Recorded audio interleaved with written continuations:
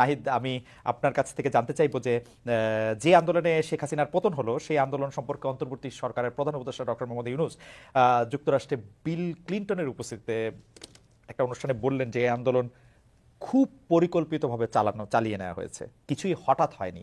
আমরা আপনার কাছে একটু জানতে চাইবো যে আপনার জ্ঞাতসারে কিংবা অজ্ঞাতে এই আন্দোলন কি শুরু থেকেই কোটার আড়ালে সরকার পতনের আন্দোলন ছিল? এই আন্দোলন আসলে শুরু থেকে কোটা সংস্কারের আন্দোলনই ছিল। এবং যখন হাইকোর্টের রিটটি করা হলো, মানে মানে হাইকোর্টের রায় হলো এবং যে 56% কোটা ফিরিয়ে আনা হলো, তখন কিন্তু বিশ্ববিদ্যালয়ের শিক্ষার্থীরা সবাই ক্ষুব্ধ হয়েছে। কারণ যে আন্দোলন আমরা 18 সালে করেছি, যেটার ফলে কোটার আমরা সংস্কার চেয়েছিলাম, তখনই কিন্তু বাতিল করা হলো, সেটাকে আবার নিয়ে আসা হলো। তো শুরুতে এটা কোটা সংস্কারের দাবিতেই ছিল, এবং পরবর্তীতে আসলে সরকারের দমন পীড়নের কারণেই এটি পরবর্তী আহ পরিস্থিতিতে যায় আসলে। হুম। এবং আন্দোলনটা আসলে শুরু থেকে খুবই গোছানো ছিল, কিন্তু সরকার যখন দমন পীড়ন শুরু করে এবং সারা দেশে এটি ছড়িয়ে যায়, সাধারণ মানুষ সবাই নেমে আসে, তখন এটা সরকারের পতনের আন্দোলন হয়ে যায়। এটা যেটা অনিবার্যভাবেই যেটা হওয়ার ছিল আর কি। উপদেষ্টা ইসলাম, আমরা আসলে এক একটি শব্দ খুব বেশি শুনছি কয়দিন ধরে, যে মাস্টার মাইন্ড, আন্দোলনের মাস্টার মাইন্ড।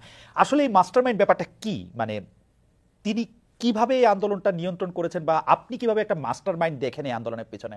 আমরা তো কোটার আন্দোলন দেখছিলাম, আপনি ঠিকই বলেছেন যে যখনই দমন পীড়নের মাধ্যমে ছাত্রদের উপরে গুলি চালানো হলো, সাধারণ ছাত্ররা মারা যেতে থাকলো, নিপীড়নের সম্মুখীন হলো, তখন আমরা সবাই সেই আন্দোলনের মধ্যে অংশগ্রহণ করেছিলাম, কিন্তু আমরা কিন্তু কোনো মাস্টার মাইন্ড টের পাই নাই। আমরা মনে করেছিলাম যে এটা স্বতঃস্ফূর্ত আন্দোলন। তো এখন এই মাস্টার মাইন্ডের কথাটা কোত্থেকে আসলো? মানে গত 7 দিন, 10 দিন, 15 দিন ধরে এটা আমরা শুনছিলাম, এখন তো প্রফেসর ইউনূস সেটিকে পরিচয়ই করিয়ে দিলেন যে হ্যাঁ, he was the mastermind of all those things. ছাত্র আন্দোলন, যেটি একটি সাধারণ শিক্ষার্থীদের প্ল্যাটফর্ম, যেখানে বিভিন্ন রাজনৈতিক দলের নেতাকর্মীরাও ছিলেন। তো আন্দোলনটা আমরা এই আন্দোলনটাকে এখন আমরা বলতেছি যে এটা একটা লিডারলেস মুভমেন্ট, যে আন্দোলনে আসলে কোনো একক নেতৃত্ব ছিল না, বরং সাধারণ মানুষই এটাকে এগিয়ে নিয়ে গেছে। কিন্তু আন্দোলনের একটা প্রেক্ষিতে কিন্তু আন্দোলনটা পরিচালনা করতে হয়েছে। সেক্ষেত্রে হয়তো আমরা গুটি কয়েক শিক্ষার্থী আর সারা দেশে আরো কিছু শিক্ষার্থীদের সাথে সমন্বয়ে পিছন থেকে এটা পরিচালনা করেছি।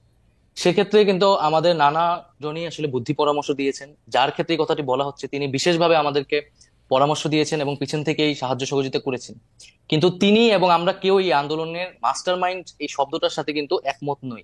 সেটি হয়তো ভালোবাসার জায়গা থেকে অনেকে বলছেন, ডক্টর ইউনূসও সেটা বলেছেন, কিন্তু আমরা আসলে এটা এমন ভাবে দেখতে চাই না। আমরা এটা একটি জনতার স্বতঃস্ফূর্ত আন্দোলন হিসেবেই দেখি। ওকে। তবে একটা বিষয় বলে রাখা ভালো, যে এই আন্দোলনটাকে আসলে আপনি আপনি আসলে কবে থেকে বিবেচনা করবেন? এটা কি 36 দিনের আন্দোলন হিসেবে আপনি ব্যাখ্যা করবেন, নাকি এই আন্দোলনের পিছে যে আরো দীর্ঘ ব্যাকগ্রাউন্ড রয়েছে? হুম হুম। আমরা যে আরো দীর্ঘ 7-8 বছর ধরে লড়াই সংগ্রাম করেছি, ক্যাম্পাসগুলোতে বিভিন্ন আন্দোলন করেছি, রাইট। সেই